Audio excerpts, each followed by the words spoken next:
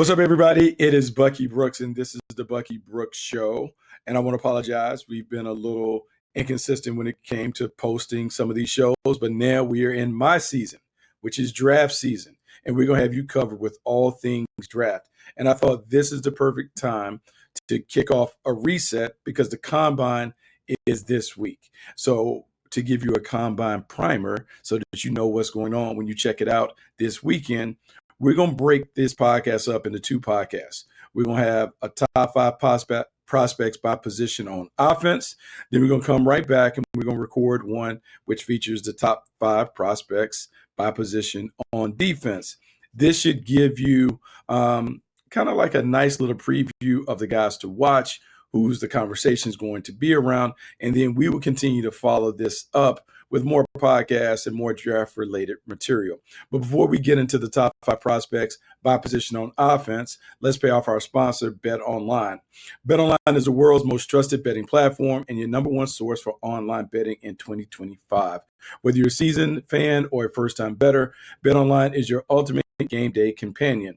With the largest selection of odds on everything from NBA and college basketball to NHL and UFC, BetOnline continues to be your number one sports betting source.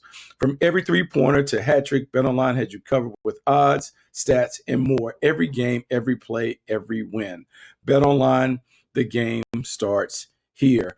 And guys, when we talk about the game starting here, we're about to kick off a new league year. We can put the championship to bed. I know the Philadelphia Eagles are the reigning Super Bowl champs, but in the football world, we're on to the next. And the only way to really get on to the next is start thinking about the next generation of stars that are about to enter the league. When we think about the 2025 draft class, look, it's a polarizing class. It is a class that may lack some of the pizzazz and pop of other years, but it's a class where there's some blue chip players and some marquee positions that are really going to help their teams. Today, we're going to stick on offense. And whenever we start thinking about offense, you have to focus on the quarterbacks.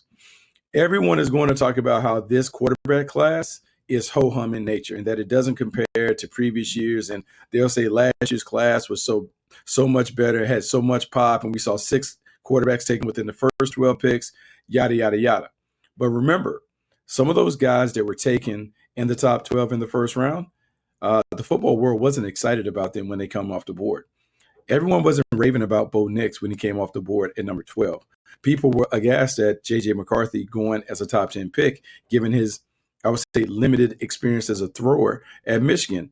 Michael Penix, taken at 8, made a lot of people clutch their pearls because they couldn't imagine him being a top 10 prospect, let alone taken by a team that already had a quarterback. And Jaden Daniels, the number 2 overall pick, outplayed the number 1 overall in Caleb Williams, and we felt like Caleb Williams was going to be a transcendent star, and Jaden Daniels looks like that. So just because there's not a lot of buzz over these quarterbacks doesn't mean that these guys won't be terrific at the next level.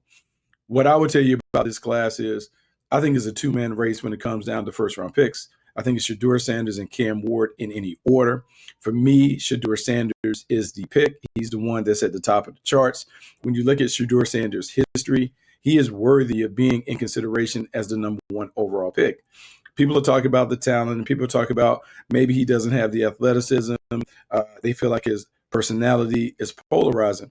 But when you dig deep and you talk to people around the program, people that are around him that aren't necessarily affiliated with Coach Prime, and that they'll tell you, A1 dude, good leader, good player who has been transformative when it comes to being able to take Jackson State and Colorado, 2 teams that were losing programs, and make them winners.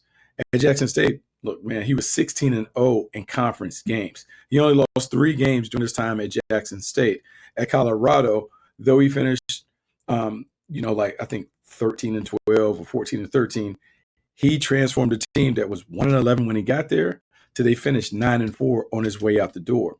When we look at franchise quarterbacks are supposed to enact change and quickly flip programs by giving their team hope, not only based on their talent, but based on their performance and what they're able to do. When you look at Shedeur Sanders, I would tell you he's a classic drop back quarterback. He's more of a traditional pocket passer. Look, touch, timing, anticipation. He can do that. His issues come when he holds onto the ball and he takes these sacks. Now, to be fair, he didn't play behind the best offensive line, and that led to some of that. But he's going to have to quicken his clock when it comes down to playing in the pros. Everybody wants a comparison, and I'll say that he falls somewhere in the range playing style between Joe Burrow and Geno Smith as a player. Not saying that his ceiling is as high as what Joe Burrow's has been as an elite quarterback for the Cincinnati Bengals, but look, he's a much better prospect than Geno Smith when Geno Smith was coming out. And I will say his game is reminiscent to Geno Smith when Geno Smith had the Pro Bowl season for the Seattle Seahawks. So if you think about that and you think about those comparisons, look, we're talking about high quality starting quarterbacks with a floor that is probably above anybody else in the class. Look, I'm all in on Shedeur Sanders being QB1 in this class. I think he will play at a level that will make people kind of eat their words when it comes to all of the criticism that he's received along the way. Next for me is Cam Ward. And Cam Ward on some boards is rated number 1. I understand why people really love him. First thing that stands out to me with Cam Ward, outstanding alpha dog leader. He changes the temperature of the room when he walks in. He did it at Incarnate Word. He did it at Washington State. And he finished it up with a great run at Miami. This is a gunslinger, a guy with tremendous talent, a guy who has big arm ability. Even though he throws it from a sidearm, wind up, release, and delivery, man, the ball comes out with plenty of RPMs. He can spin it. He can throw it all over the yard. And he does it on script, off script. But sometimes that gunslinger mentality that we adore also gets him in trouble with the red zone interception, some of the questionable decision-making and those things. But if you're a team in need of a jolt at the position, Cam Ward is the guy. And ultimately, the battle and the decision between Cam Ward and Shedeur Sanders depends on what are you willing to bank on? What are you willing to roll the dice on? Do you want the guy with the higher ceiling, which would be Cam Ward? Or are you the guy that wants to play it safe and take the player with the highest floor, which would be Shedeur Sanders? Regardless, I don't necessarily think you can go wrong with either one of these guys. I'm going to say this. People are talking about the quarterbacks and they shouldn't be taken in the top 5. Shedeur Sanders and Cam Ward are worthy of being top 5 picks. I would expect both of those guys to go off the board in the top 5. And to me, there's a huge separation between Sanders and Ward and the rest of the quarterback class. But let's talk about the rest of the quarterback class. Jackson Dart is on the list. Jalen Milroe is on the list. Cal McCord is on the list. Of those 3, I would say Jalen Milroe is interesting because he is super talented, even a better talent than I would say Jalen Hurts. Some of the same issues that Jalen Hurts had to rectify before he became a standout quarterback as a pro is, look, man, it's the timing in the passing game. It's the accuracy in the passing game. Can he deliver those things? As an athlete, we know he can run the ball. He can do all those things. He has big, deep ball ability and those things. But it's the consistency that people want to see with him. That's why I have him 4th. Jackson Dart has been an up and down career journey from USC to Ole Miss, playing in Lane Kiffin's system. There are going to be some questions about how that translates to the pros. So he has to kind of navigate those things. But a really intriguing prospect, solid we could work at a Senior Bowl. So you talk about him. And then Cal McCord, the former Ohio State standout who was dispatched, dismissed, goes to Syracuse, and just lights it up for Fran Brown. He's interesting. There'll be some other names that people say, why don't you have Will Howard in there? Why isn't Dylan Gabriel in there? And maybe they will pop up in there as we continue to get down the line. But right now, it's Sanders, Ward, Dart, Milroe, Cal McCord. That's my top 5. And that's how it's going to be as we head into the combine.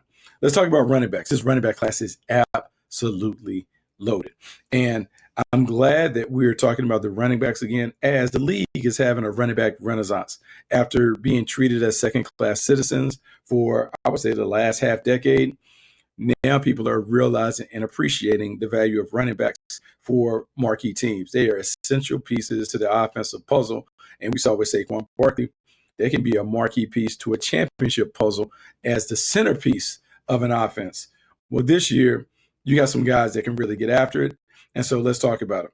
Ashton Jeanty, number 1. Omarian Hampton, number 2. Kaleb Johnson from Iowa, 3. trey'vyon Henderson and quinshon Judkins, both from Ohio State, are 4 and 5, filling out the list. When we talk about Ashton Jeanty, man, he is the cast me out. He is the one that everyone is going to talk about because he's a total package. Speed, power, great balance, great vision. Can do it as a runner or as a receiver. He can do anything that you want your RB1 to do. When I look at him, he reminds me a lot of Josh Jacobs and the work that Josh Jacobs has been able to do first with the Raiders and now with the Green Bay Packers. Physical runner, great balance, the ability to take it the distance from anyone in the field, but also has the willingness and the blue collar mentality to get the dirty yards in between the tackles. Because of that, man, I think he's clearly the number one running back on the board, someone who should come off the board within the top 10. Behind him, Omarian Hampton from my alma mater, North Carolina. And look, it's crazy to say that the number 2 running back on the list is underrated. I don't think there are enough people talking about Omarian Hampton. Omarian Hampton is a classic throwback running back who has the power, the speed to take it the distance. He has great vision and cutback ability. He can catch the ball out the backfield, but I'm telling you, his thing is when the ball is in his hand, he makes it happen. He's a physical runner who's been productive. Every year he's been a starter at North Carolina. And even though the team didn't play up to expectation, man, this dude was a one-man show on offense, and he is worthy of receiving a top grade from scouts on the road. He has it all. And Ashton Jeanty is number 1. But I'm going to tell you, Omarian Hampton is closer than most people will think when it comes to the ability and what he brings to the table. Kaleb Johnson for Iowa is solid, just a really good player that kind of make it happen inside and outside, play for a good system, play behind a solid offensive line. And we know, man, when you're a running back, you can get plenty of opportunities. He made the most of his opportunities. But then it's the Ohio State duo that we have to talk about, Henderson and quinshon Judkins. And I would say that their by committee situation will probably impact their stock because the questions that scouts will have about them is, can either one of them carry the entire load? Look, I see Trey'vyon Henderson as someone who has special ability. I think his speed is real. You feel it. You've seen it. You've seen it in big games. He can get it done. But I can say the same thing about quinshon Judkins. Judkins is a dynamic player. He's a perfect complement to what you have in Henderson, and he is worthy of being able to stand on his own and receive a top grade. Both of these guys are intriguing. They're interesting. I think their fate and their plight will really hinge on how they perform individually at the combine. We've always seen them work as a tandem, but what do they look like when they're on their own? Can you envision either one of them being the bell cow? Because if you can, then it changes how you put a grade on them, because now you're talking about lead running back status, and that ultimately leads to the bigger grades that you can get on draft boards. Let's go to wide receiver. And I'll say this about the wide receiver class. We've been spoiled the last few years when it comes to the wide receivers. We have seen guys that have been able to just come right off the field as collegians and dominate right away in the pros. I don't know if there's that guy, that transcendent talent that you know for sure is going to be a star. But I will say there's some really good pass catchers that are entering the league. Let's start with T-Mac, Teta Roya McMillian from Arizona, Luther Burden from Missouri, egbuka from Ohio State, Trey Harris from Ole Miss, and Isaiah Bond from Texas. That's my top 5 as we head into the combine. And even though I wouldn't say any of these guys are can't miss prospects, I will say that T-Mac McMillian has a chance to be an impact player from day one. And part of that is his volleyball background in high school makes him a terrific jump ball specialist. He comes down with anything and everything down in the red zone. I see him as a beefed up, more athletic Puka Nacua. We've seen how Puka Nacua has been able to come in and dominate the league. T-Mac is a little different because to me, he has a little more juice. This dude puts the ball in the paint. He regularly wins 50-50 balls, and he also has some playmaking ability. He's the number 1 receiver. He is someone that I think by the end of the process, we're talking about him being at a minimum a top 15 player, and maybe he works his way into the top 10. Luther Burden to me is someone that is kind of different, right? He kind of gets lost in the sauce when we are chasing all these speedsters and big playmakers. Luther Burden is the guy that is the catch and run specialist that can make it happen from anywhere on the field. if you watch Missouri and you watch him bounce around from outside to slot, he can do a lot of special things when he gets his hands on the ball.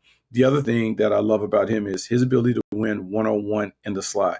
Quick rhythm routes, option routes, the ability to separate quickly from tight coverage. That makes him a valuable player, particularly on third down. Keep an eye on him, man. He is really good. Look, Egbuka from Ohio State, he's the next one that's going to have a solid career. I would say that he ranks behind those other guys that have come through there, but I see him as kind of like a top of the second round guy, someone who could be an ideal wide receiver too. I don't think he necessarily can anchor the passing game, but I think he is a very solid number two, solid complementary player on the backside of a dominant wide receiver one. Trey Harris, Isaiah Bond, really good players that are intriguing. Bond is the one that people are going to talk about because he's a chain mover. His game is polished. He's scheme friendly. He can play in any system, but he also has the speed and quickness to win as a route runner or as just an explosive athlete and playmaker. Love the short area burst, which is why keep your eye on him. He's one of those guys that could catch fire as we come out of the combine. So as we talk about maybe some of the ho-hum nature of the wide receiver class, completely different when you look at the tight ends. The tight ends in this class have an opportunity to become legendary when it talks about what they're able to bring to the table. Excited about the guys that we have, but especially the top two guys are different, right? They're different because they are, I would say, guys that can change an offense when you insert them into the lineup. Let's start with Tyler Warren, then Colston, Loveland. Those are two guys that are at the top of the charts when it comes to tight ends. Tyler Warren is really interesting because he was a do-it-all playmaker in high school. Quarterback, could run it, could do a little bit of everything, could make it happen as a runner, but then transition and has become a really good wide tight end for the Nittany Lions. And when you think about what he was able to do for them, he did a bunch of different things that non-traditional wides are doing in the league, whether it's him playing the Wildcat player, being part of their gadget plays, taking the ball and running it. He has big play potential. He wins his one-on-one. We've seen him dominate time after time after time. He is someone that's intriguing because he is a wide, but he has so much other stuff. And when I mean wide, he's a traditional tight end that can line up beside a tackle and do some of the George Kittle stuff. But I would say that he even has more versatility and dynamic playmaking ability than George Kittle showed at a similar point. He is someone that you want to pay attention to. And if you have a need for a traditional Y, he is the guy. If you need a flex or an F, as they call him, Loveland from Michigan will be your guy. And the reason why he is your guy, because he can flex out. He can line up anywhere, outside, inside, in the slot. He can play the role of a jumbo receiver, but also gives you some of the grittiness that you still want when you ask him to block.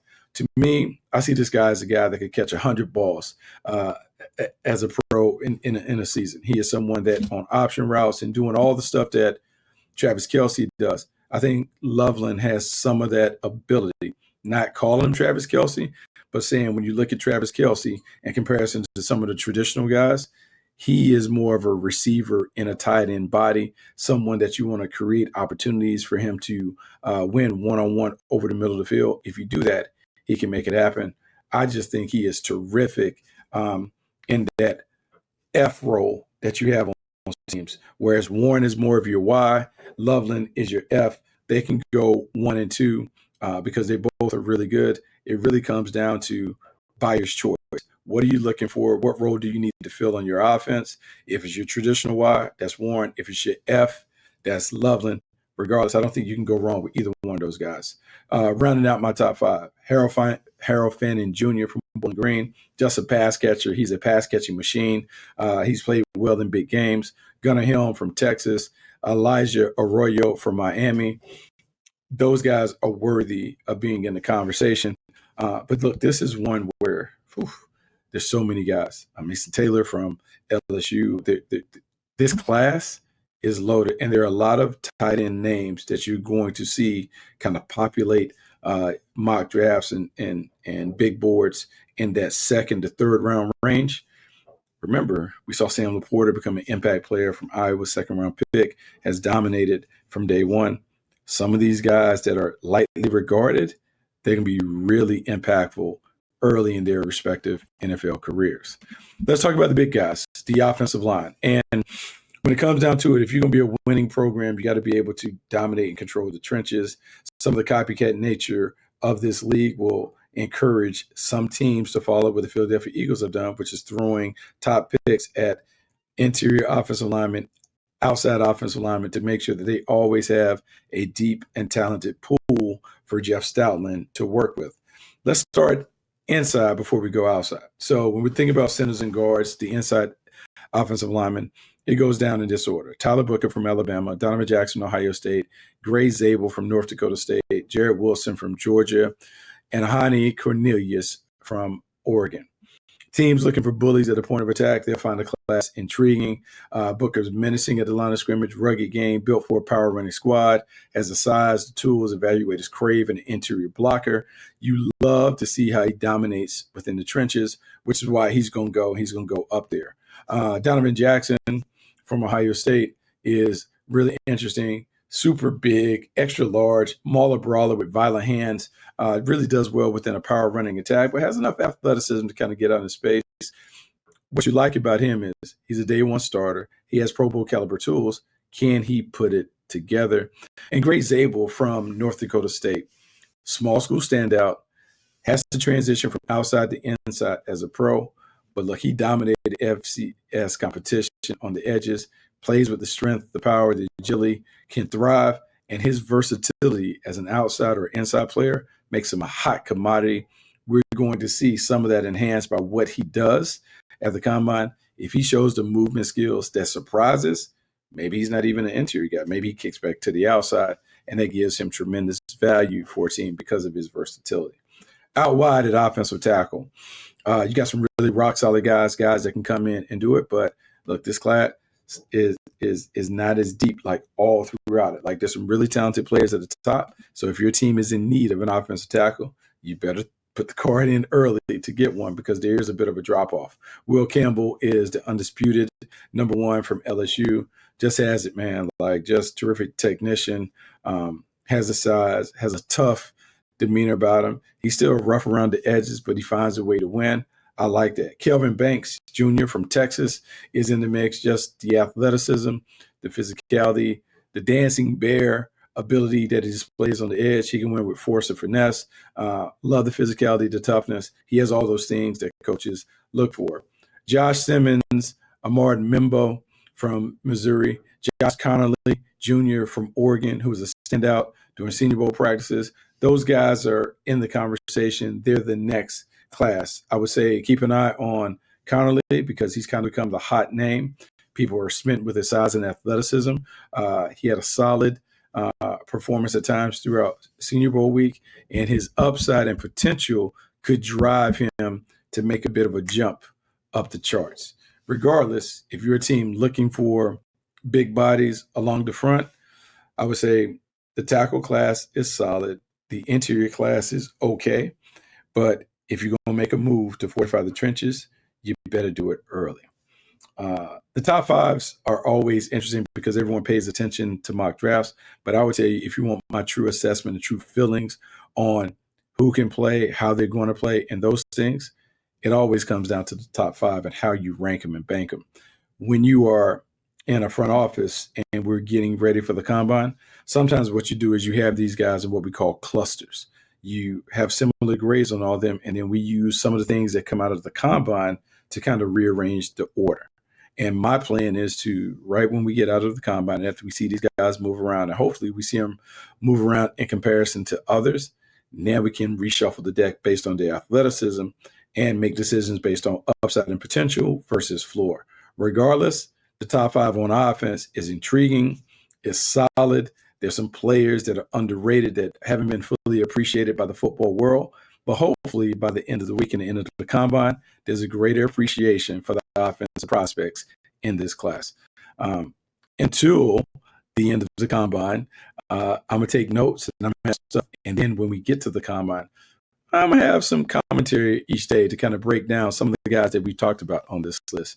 Make sure you continue to rate, review, subscribe, kind of tell a friend to tune in to the Bucky Brooks Show. We got some cool stuff happening as it relates to the draft. Don't want you to miss out. Until next time, I'm Bucky Brooks, and we will see you soon.